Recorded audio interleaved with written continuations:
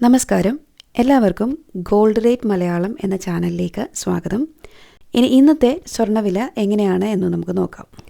ഇന്ന് 25/3/2026 24 ക്യാരറ്റ് സ്വർണം ഗ്രാമിന് 14,667, പവന് 1,17,338, പവന് 2,992 രൂപ കൂടിയിട്ടുണ്ട്.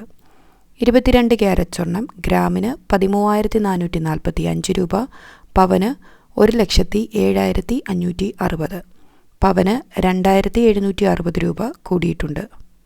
18 ക്യാരറ്റ് സ്വർണം ഗ്രാമിന് 11,110 രൂപ, പവന് 88,880 രൂപ, പവന് 2,280 രൂപ കൂടിയിട്ടുണ്ട്.